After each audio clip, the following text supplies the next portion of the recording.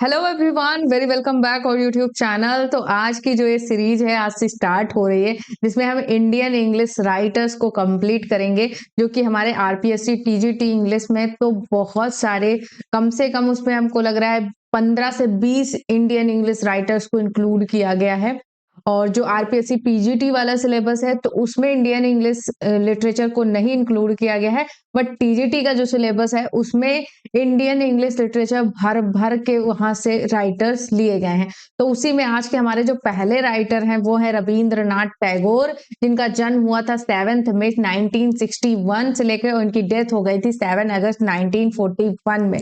Okay, तो इनकी biography, complete biography को पढ़ेंगे, यानी कि लिटरेचर के एस्पेक्ट से जो भी इंपॉर्टेंट पॉइंट्स होंगे उनको कवर करेंगे, साथ ही साथ इनके इंपॉर्टेंट वर्क्स को भी कंप्लीट करेंगे, यानी कि कह सकते हैं कंप्लीट बायोग्राफी की क्लास आपको इसमें मिल रही है। तो चलिए स्टार्ट करते हैं आज का हमारा important session with very warm welcome.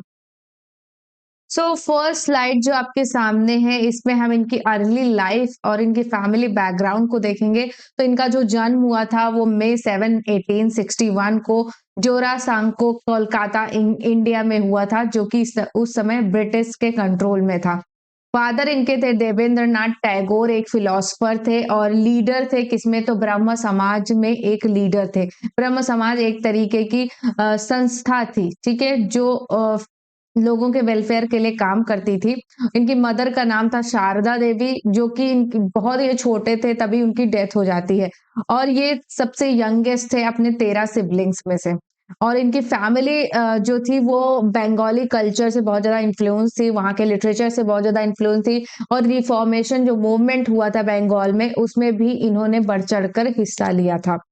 अब यहाँ पे नेक्स्ट है, यहाँ पे he was a fellow of the Royal Asiatic Society referred to as the bard of Bengal. इनको बार्ड ऑफ बंगाल बोला जाता था, जैसे बार्ड ऑफ एवन बोला जाता है विलियम शेक्सपियर को, वैसे ही इन्हें बार्ड ऑफ बंगाल बोला जाता है। Tagore was known by the sobriquets यानी कि इनके कुछ उपनाम हैं, उनसे ये जाने जाते हैं, जैसे कि गुरुदेव, कवि गुरु एंड बिस्व कवि, है ना। तो ये बंगाली नेम है, तो इसको सही से उसी बंगाली भाषा में लिखा गया है। पेन नेम की बात करूं तो इनका भानु सिम्हा जो है इनका पेन नेम था, यानी कि ये लिखते थे इस नेम से, भानु सिम्हा नेम से। ओके, तो ये कुछ इंपॉर्टेंट इनका अर्ली लाइफ एंड फैमिली हो गया। अब आगे हम देखते हैं, टैगोर जो हैं ये इन्होंने लिखना स्टार्ट कर दिया था पोएट्री जब ये 8 इयर्स के थे। जब ये 8 इयर्स के थे तभी से इन्होंने पोएट्री लिखना स्टार्ट कर दिया था।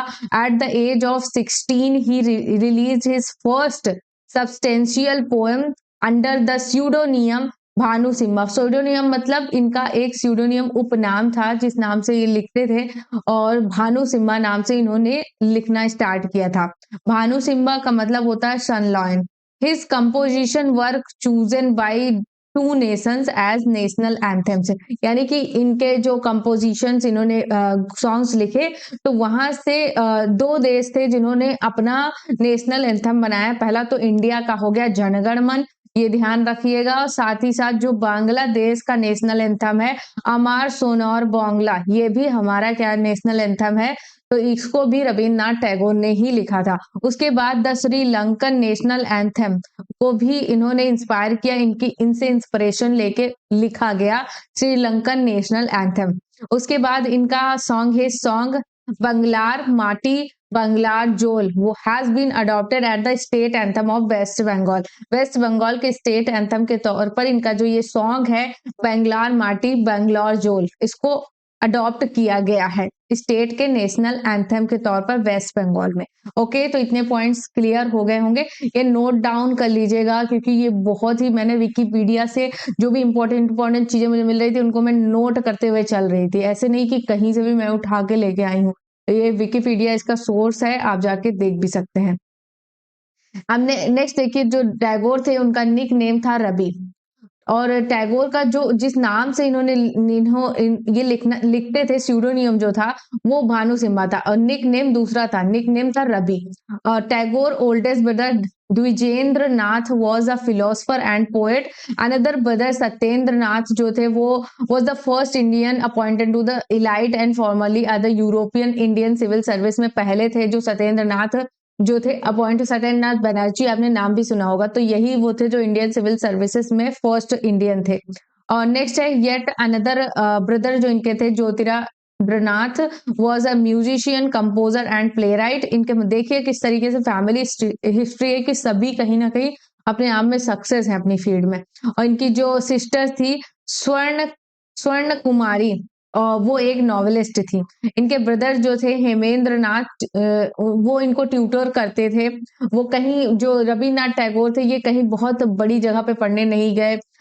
ये घर पे ही रह के स्टडी किया है इन्होंने अपनी प्राइमरी एजुकेशन, जिसमें इनके जो भाई थे हेमेंद्र नाथ, वो इनको पढ़ाते थे, इनको फिजिकली ट्रेनिंग देते थे, और उसके इनको स्विमिंग सिखाते थे, गंगा जैसी रिवर्स में, हिल्स माउंटेन पे लेके जाते थे, जिम्नास्टिक सिखाते थे, और यहाँ पे जूडो एंड रेसलिंग की भी प्रैक्टिस करवाते थे। इन्होंने बहुत सारी लैंग्वेजेस को सीखा, हिंदी, इंग्लिश, बैंगलोर, इस तरीके की लैंग्वेज को इन्होंने सीखा।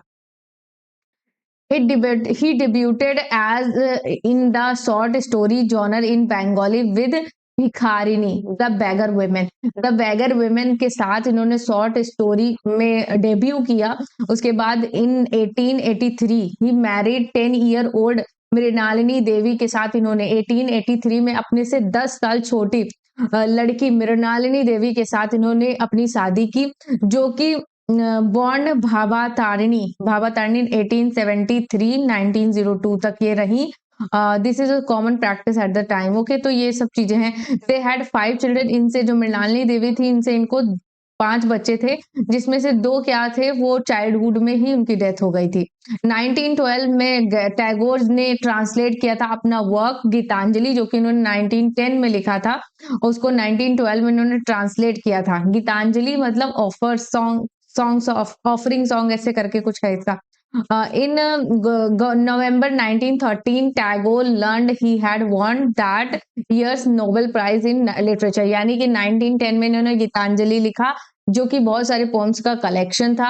1912 में इन्होंने खुद ही इसको ट्रांसलेट किया। उसके बाद नवंबर 1913 में ये फर्स्ट इंडियन राइटर थे जिसको नोबेल प्राइज मिला था। Okay, first Indian Asian writer. Okay, he was awarded knighthood. इनको नाइटहुड की उपाधि मिली थी किंग जॉर्ज फिफ्थ से, उसके इनके बर्थडे के ऑनर में। इनके बर्थडे के ऑनर में इनको किंग जॉर्ज फिफ्थ से नाइटहुड की उपाधि मिली थी। उसके बाद टैगोर जो थे, जो वो जलियांवाला बाग हत्याकांड हुआ था 1919 में, तो उसमें इतना ज्यादा ये व्यथित हो गए, उन्होंने अपनी नाइटहुड की उपाधि को वहां पे त्याग दिया था, जिसको आप हिस्ट्री में भी पढ़े होंगे। बिटवीन 1878 से लेके 1932, Tagore set foot in more than 30 countries on 5 continent. 5 continents, 5 महाद्वीप में से वो लगभग 30 देशों में वो घूमने के लिए गए थे। 1878 से लेकर 1932 के बीच में ये टूर था, जहां पे ये बहुत सारे राइटर्स से मिले, जिसमें W.B. ईस्ट थे और एजरा पाउंड थी, इनसे सबसे मिले थे। तो W.B. ईस्ट wrote the preface to the English translation of Gitanjali. Gitanjali का जो इंग्लिश ट्रांसलेशन इन्होंने किया था 1912 में, उसके लिए प्रीफेस किसने लिखा था, तो W.B. ईस्ट ने लिखा था। Andrew joins Tagore at Shanti Niketan. Shanti Niketan में एंड्रयू ने उनको ज्वाइन किया था। In November 1912 Tagore began tutoring the United States. United States में 1912 में वो उन्होंने पढ़ाना स्टार्ट कर दिया था, अपना ट्यूटरिंग देना स्टार्ट कर दिया था। ही रोट शेष लेखा his final collection of poems before his death. यानी कि अगर आपसे पूछा जाए इनकी डेथ से पहले इनका जो फाइनल कलेक्शन कौन था, लास्ट कलेक्शन कौन था, तो शेष लेखा वो इनका कलेक्शन था, ये ध्यान रखिएगा। He passed on August 7, 1941 in Kolkata, India. इनके जो डेथ हो गई थी वो अगस्त 7, 1941 को कोलकाता में, इंडिया में हो गई थी। ठीक है, अब इनके कुछ अर्ली वर्क्स हैं, इनके क्रोनोलॉजिकल ऑर्डर में हम देख लेते हैं। इनके अर्ली वर्क में आपको भिखारिन मिल जाएगी, द बेगर वुमेन, जो फर्स्ट शॉर्ट स्टोरी कंसिडर की जाती है इनकी। 1881 में बाना फूल, इसको वाइल्ड फ्लावर बोलते हैं इंग्लिश में, ये बंगाली है। ठीक है, ये पोएट्री है। 1882 में संध्या संगीत, इवनिंग सॉन्ग्स, पोएट्री है। 1884 में प्रभात संगीत, इसको मॉर्निंग सॉन्ग इंग्लिश में बोलते हैं, पोएट्री है। मानसी द आइडियल वुमेन, ये भी पोएट्री है। चित्रा 1892 ये भी पोएट्री है। 1894 में सोनार तारी द गोल्डन बोट ये भी पोएट्री है। और 1895 में कल्पना एक इमेजिनेशन, इसको हिंदी में बोलते हैं, और ये पोएट्री है। ठीक है, नेक्स्ट देखिएगा, turn off the century 90s से लेकर 1910 के बीच में इन्होंने लिखा है। 1900 में इन्होंने नैवेद्या, ठीक है, गीतांजलि 1901 में लिखा था, सॉन्ग ऑफरिंग 1901 में नौका डूबी द व्रेक।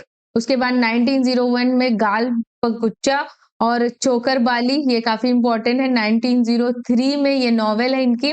उसके बाद कथा कहानी टेल्स एंड बैलाड्स, ये पोएट्री है। गोरा ये काफी ज्यादा लेंदी नॉवेल है इनकी, 1906 में आई थी। 1909 में गीत माल्या, ये पोएट्री है। उसके बाद international recognition and Nobel prize era, ये काफी ज्यादा इंपॉर्टेंट एरा है इनका, जिसमें गीतांजलि 1910 में इन्होंने ट्रांसलेशन किया था। देखिए 1901 में इन्होंने गीतांजलि लिखा, ठीक है, 1910 में उसका ट्रांसलेशन किया और 1912 में वो पब्लिश हो गई। 1913 में गीतांजलि के लिए इनको क्या मिल गया, नोबेल प्राइज मिल गया। 1910 में ये जो घरे बहरे, ये काफी ज्यादा पूछी जाती है, तो इसको गोरा घरे बहरे और the home and the world, ये नॉवेल याद रखिएगा, एग्जाम में पूछी गई है। 1913 में नोबेल प्राइज मिला गीतांजलि के लिए। 1914 में बालका फाइट फॉर फ्रांस पोएट्री। 1916 में द पोस्ट ऑफिस, ये प्ले है। 1917 में the Hungary stones and other stories, ये शॉर्ट स्टोरी कलेक्शन है। 1918 में शेषर कविता द लास्ट पोएम नॉवेल, ठीक है। अब यहाँ पे लेटर ईयर्स यानी कि जो आखिरी साल थे इनके जिंदगी के, उसमें 1922 में मुक्त धारा इन्होंने प्ले लिखा। फिर रक्त कराबी रेड ओलियंडर्स प्ले लिखा। जोगा जोग ये रिलेशनशिप्स नॉवेल लिखा। डू बॉर्न ये टू सिस्टर्स नॉवेल लिखा। तीन पहाड़ी थ्री हिल्स शॉर्ट स्टोरी इन्होंने लिखा। श्यामली प्ले इन्होंने लिखा। शेष लेखा ये आखिरी इनका कलेक्शन है। शेष लेखा last writing his final collection of poem. शेष लेखा ये ध्यान रखिएगा, वेरी वेरी इंपॉर्टेंट। ओके, तो यहाँ पे ये हमारा इंपॉर्टेंट सेशन कंप्लीट होता है। हमने बहुत अच्छी तरीके से रविन्द्रनाथ टैगोर को पढ़ लिया। इससे ज्यादा अलग से कुछ भी नहीं आने वाला। आपको सिर्फ बायोग्राफी या फिर आपको एग्जाम में कोई वर्क दे सकते हैं कि कौन सा वर्क इसमें से रविन्द्रनाथ टैगोर ने लिखा है, तो इस तरीके क्वेश्चन आएंगे। क्योंकि आप आरपीएससी टीजीटी का सिलेबस देखें, उसमें ग्रामर का बहुत ज्यादा पोर्शन है और लिटरेचर का भी है। लिटरेचर में आपको मूवमेंट, लिटरेरी टर्म्स और ये इंडियन इंग्लिश लिटरेचर आपको ज्यादा पढ़ना है। बाकी यहाँ पे वहां पे सिलेबस में ऐसा कुछ मेंशन नहीं है कि ब्रिटिश जो इंग्लिश है उसके राइटर्स को भी इंक्लूड किया गया, तो नहीं इंक्लूड किया गया है। इंडियन पे ज्यादा फोकस किया गया है। तो इसी तरीके से इस सीरीज से को जुड़ने के लिए और इसे फॉलो करने के लिए, सीखने के लिए, अपना सिलेबस कंप्लीट करने के लिए अगर चैनल पर नए हैं तो चैनल को सब्सक्राइब जरूर करें, बेल आइकन को प्रेस कर लें, जिससे लेटेस्ट आपको वीडियो की अपडेट मिलती रहे। थैंक्स फॉर वॉचिंग, मिलते हैं नेक्स्ट वीडियो में, बाय बाय।